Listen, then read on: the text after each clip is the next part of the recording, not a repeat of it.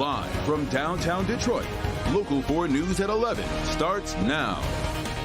We already knew it was a wild chase that ended in this West Side neighborhood last night, but now that we have the police video and body cam, just wait until you hear where these people were found. With an earlier start for students in the state's largest school district, the countdown is now at 1 week. They are very excited. They are ready. And for the first time in a long time, Detroit schools will be starting the school year fully staffed. We're going to begin, though, with breaking news from Detroit's West Side, where a child has been rushed to the hospital after being shot. Let's get right to Tim Pamplin, who is on the scene with a night cam. Tim.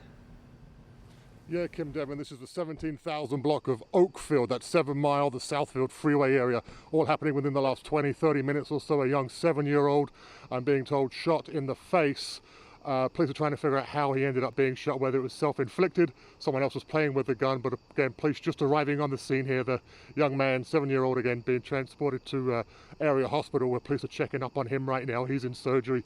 That is the scene right now. We'll have much more as it becomes available. But again, a 7-year-old shot in the face, been rushed to the hospital on the west side of Detroit. Back to you downtown. Okay, Tim, thanks.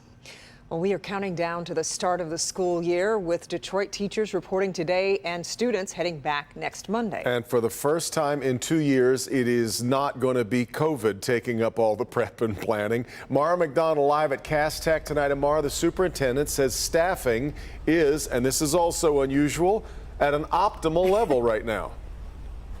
That's right, Devin, and he credits two things. Number one, they say they've been working on this for at least 5 years, and number two, what really helped out? Those COVID federal relief dollars. Let me show you.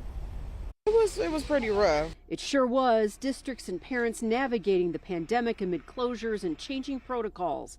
This year, it's a return to normalcy.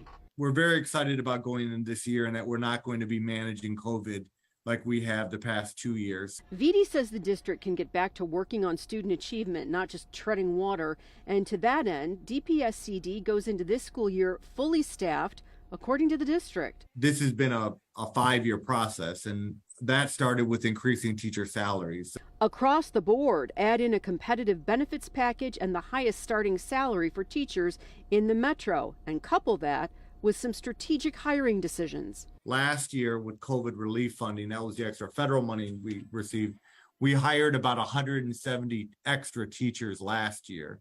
And we did that because we knew 50% of our teaching staff can retire at any time in the next 3 years. So the district built up a bench. Definitely that does help a lot to know that the schools are fully staffed, because without teachers, how can you educate the children? Back here live, what else is new this year? DPSCD is going back before Labor Day. Dr. VD says that's really a twofer. Number one, as he explains it, it extends the runway for the district to be able to onboard these children before count day.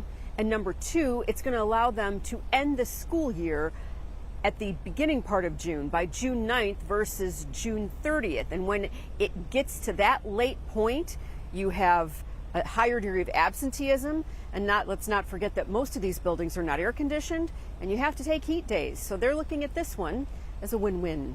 We're live at Cass Tech tonight. I'm Mara McDonald, Local 4. As we're going to hear, we do have some warm weather on the way, but there's certainly a lot of promise in what we just heard. All right, Mara. Well, at 6, we told you about a bizarre police chase, and tonight we have the video showing how everything unfolded. After leaving Southfield police on a chase, a man and woman were found hiding in garbage cans. So let's get to Jason Colthorpe. He's on the West Side neighborhood where this ended.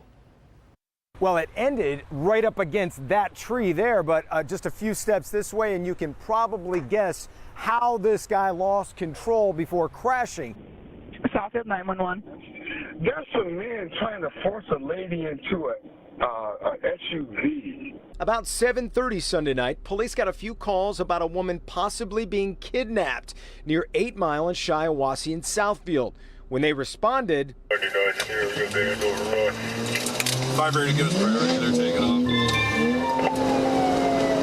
5 radio, we're going to go eastbound, 8 Mile, coming to telegraph speeds of 100 miles an hour. Up to 100 miles an hour, even on the Southfield service drive, nearly hitting a few cars here and blowing a red light at 7 Mile at 80 miles an hour, eventually speeding into the North Rosedale neighborhood. 4 radio crashed out. Pilgrim and Ashton crashed out. After crashing, police say a 26-year-old male driver and a 23-year-old woman ran. The story is that our block captain has everyone's number. That's where some alert neighbors come in. The block captain started calling around, asking folks to check their cameras. And it was a noteworthy neighbor who responded. She got a response back from the Congresswoman, Rashida Tlaib, who happened to look at her monitoring system and saw the guy in her backyard. Moments later, police found a man hiding in this trash can. That's where happened. And a few houses away, they found the woman in another trash can. I've been here for over 40 years. So for 40 years, we've had, neighborhood watches. So we're able to reach out and, get a lot of problem solving done. Just that simple. That driver expected to be arraigned tomorrow. And even though the woman wasn't compliant with police, she's been released. On the west side, Jason Colthorpe, Local 4. All right, Jason. Ford Motor Company announcing today it is cutting 3,000 jobs. The automaker making cuts as it transitions to electric vehicles. These cuts include 2,000 salaried positions and 1,000 contract workers. Experts believe it could also be a trend for other automakers. We need to brace ourselves because this is going to happen with every company, especially the legacy automakers. So we're going to see this interesting mix of longtime employees being let go, but, presumably young new hires coming in with, skills in software and EVs and connectivity, those kinds of things. Now, Ford says those losing their jobs will get severance pay, benefits, but also help to try to find other career opportunities. Union factory workers are not affected. Tomorrow's a big day for the repair of a broken water main that caused more than 130,000 people to boil their water. Yeah, the replacement portion of the main arrives tomorrow. Crews removed the damaged portion yesterday. At its peak, of course, the water main break put 23 communities in a boil water emergency. That advisory was lifted for the remaining communities over the weekend. Repairs should now be completed by September 3rd. Jury deliberations continue tomorrow in the case of 2 men accused of plotting to kidnap Governor Gretchen Whitmer. This is the second time Adam Fox and Barry Croft Jr. have had their fates in the hands of a jury. Earlier this year, jurors could not reach verdicts in the cases against these 2 men. Prosecutors say both men were united in an agreement to get Whitmer at her vacation home in 2020 and trigger a civil war just before the presidential election. Defense attorneys argued FBI informants egged the men on and urged jurors to send the FBI a message with acquittals. Former Detroit police chief and the one-time frontrunner for the GOP nomination for governor, James Craig, says he will not be supporting Tudor Dixon. While speaking with Our Detroit, Craig says she's got a couple of endorsements that gave her the lead, but if I had been able to stay in it, I would have been the nominee. At this point, I'm not supporting Tudor Dixon, and I'm not supporting Governor Whitmer, end of quote. Craig also told the Detroit News he would support U.S. Taxpayers Party candidate Donna Brandenburg for governor before he would support Dixon.